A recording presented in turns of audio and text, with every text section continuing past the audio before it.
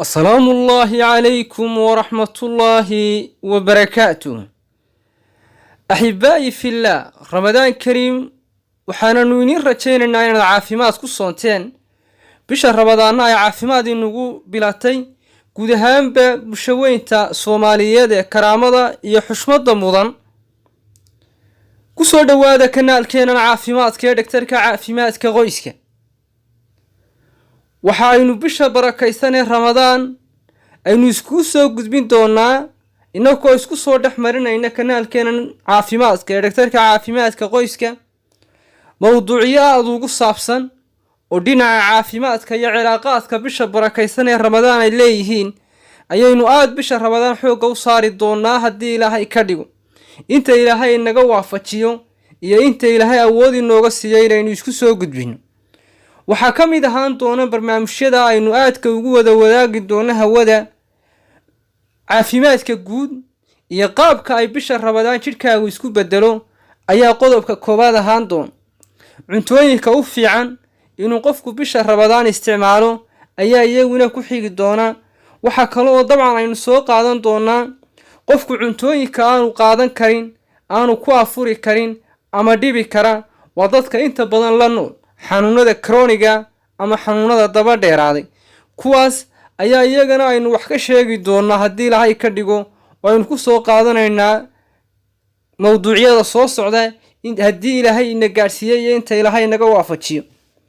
joojinta waxyaaba dhibi jiray jidhkaaga, ka faa'iidaysashada bisha ramadaan iyo fursadan dahabiga ah ee timi qofku hadday balwad noqoto, hadday ahaato shay kale oo jidhka dhibaateyn jiray oo caafimaadkiisa waxyeeli jiray oo dhaawici jiray ayaa iyadana aynu ku soo qaadanaynaa mowduucyada insha allah inoo iman doona maalmaha soo socda haddii ilaahay ina gaadhsiiyo.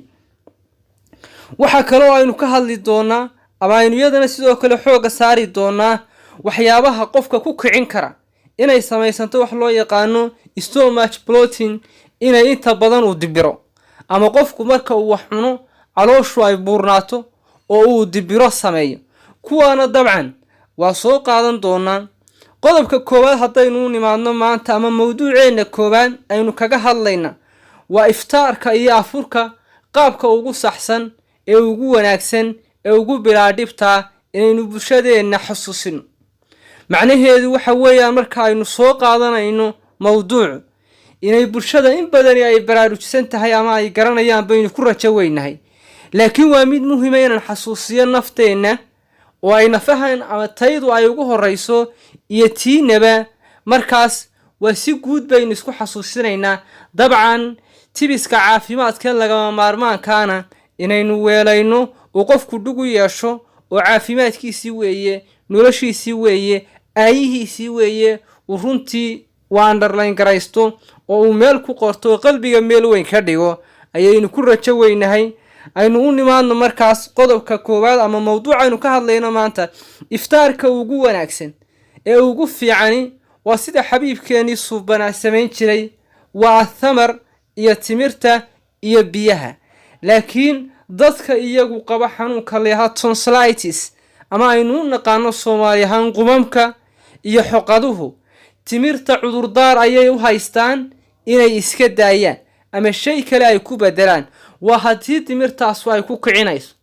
dadka qaba xanuunkaasu laba nooc baa sababa xanuunkaasoo bakteeriyaha oo kala duwan. labadaa bakteeriyo qaar aanay ku kicin macaanku. marka hadday kugu kicinayso inaad iska joojiso oo waxyaabaha kale aad ku afurto oo biyuhu kow ay ka yihiin. waxyaabaha markaa cuntooyinka kale aad iskaga afurto ayaa muhiima iyo qudaarta kale ee ku agtaala marbaad helaysid. qofka helitaankiisa ayaa ku xidhan tahay. dabcan waa sababta inta badan aynu xooga dadka aynaan odhanayn waxyaabaha ugu muhiimsan ee lagu afurayo waynu soo bandhigi karnaa, laakiin helitaanka iyo fursadda bulshadu ay ku helaysana waa mid aynu tixgelinayno oo iyadana aynu weelaynayno oo aynu eegayno bulshadeennu seebay wax u helayaan. se laakiin waxay dadku wada heli karaan waa mid waxeeya oo waa mid keeya. se maxay ka helayaan nafaqa ahaan iyo faytamiin ahaan. aynu u nimaadno markaas dadkaas way iska daynayaan. timirta tiro aada u kooban ayaa muhiima in laga qaato oo 3 xabo 4 xabo ilaa 5 xabo. biyahaad isticmaalaysaa marka koowaad waa inay u socdaan si gradually kabasho ayaad ku bilaabaysaa ilaa markaas hal koobaad ka cabayso. caloosha oo aad u marnayd biyaha aad ugu dhufataa waxay keeni karaan inay markaa calooshii ay dhibaato ay samayso. waxaa dhici kara sometime-ka dadka qaar inay ku shubmaan biyaha laftooda ama caloosha aad ugu socoto, markaas biyaha waad kabatukaalaynaysaa ama sida shaaha loo cabo ayuu qofku marka hore u kabanayaa 2 goor 3 goor marka ay caloosha ku dhacaan ayuu caadi u cabayaa haddii Ilaahay ka dhigo. 1 iyo 2 waad ka cabi kartaa, laakiin ilaa inta salaada aad tukanayso salaada maghrib waxa aad u qurux badan wali calooshaadu inay vacuum leedahay, yacni inay position banaani uu jiro oo jirto. kadib marka qofku soo laabto ama marka uu tukado calooshiina ay timiri gashay biyana ay galeen, markaa waa uu qaadan karaa inuu gaajo beelo oo cuntadii kale u taalay cashada ahayn ama cuntada kale uu isticmaalo. waxa aynu aad uga digaynaa mowduucyo badan aynu ku soo qaadan doonaa marka la isticmaalayo cuntooyinka qaar qofku inaanu ku horeyn cuntada dufan kale ama saliidda leh. waa very danger xilliga, waana very sensitive. qofka waxay ku abuuri kartaa dacar baa kici karta ama qaras baa kici kara, ama qofku inta badan waxa xagga caloosha ayaa markaa crabbing kaga dhici kara. waa uu ka taxadari doonaan bulshada aynu jecel lahay wanaagooda iyo caafimaadkooda intaba. waxyaabaha kale ee dabcan qofku inta marka uu ku afuro biyahana uu aayar cabo isla markaa timirta soo tira kooban oo isticmaalo waxa kale waa u bannaan yihiin. timirta marta aynu dub ugu laabano maxaan ka helayaa laakiin timirtu maxay tahay marar hore waa taataabanay laakiin xusuusteedu mid aynu ka daalayna maaha. timirtu waa nutritional powerhouse, awood bay leedahay qeyr caadi. marka labaad waa midho barakaysan oo markaa baraka leh oo wanaagsan oo runtii u fiican dhadhan ahaan, muuqaal ahaan iyo tay ahaan intaba. waxa ay leedahay vitamin A oo u fiican runtii jidhkeena. waxa ay leedahay vitamin B complex oo u wanaagsan sidoo kale jidhka.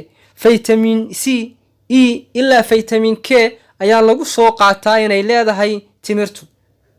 timirtu waxyaabaha ay leedahay mineralska ay leedahay ay ka mid yihiin calcium, iron, magnesium iyo manganese. kuwaas ayaa iyaguna ay leedahay oo runtii faa'iido aad u ballaaran leh oo timirta looga faa'iideystaa. intaasu waa inta guud ee timirta aynu ka taataabanayno.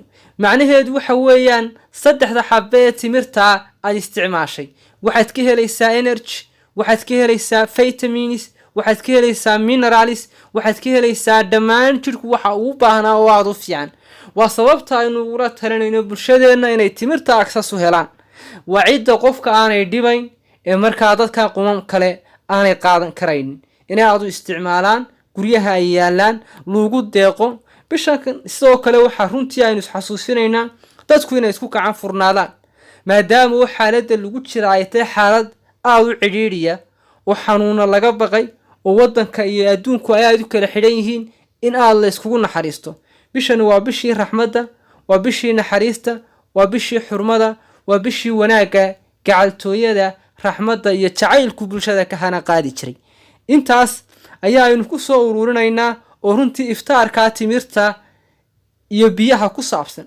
biyuhu aad bay u wacan yihiin, laakiin qofku markuu isticmaalo habeenkii markuu kala baran yahay intaan suxuurta laga gaarin ama qofku hurdada u doonayo inuu iska yareeyo waa muhiim, laakiin inta ka horeysa waa u cabi karaa, u isticmaali karaa oo runtii maadaama biyihii maalintii u isticmaali jiray uu isticmaali karaa habeenkii ilaa inta hurdada laga gaarayo, laakiin oo jidhka uu cabi karaa. taas wax dhibaato ma laha.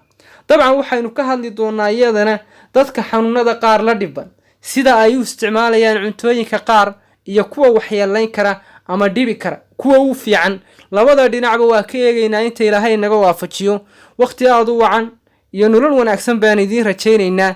la sii wadaago u sii sheer gareeya bulshadeena kale. waxaanu idinku dhaafaynaa Ramadaan Kariim, Ramadaan Mubaarak. intaas ayaynu ku soo koobaynaa. Assalaamu calaykum ورحمة الله وبركاته.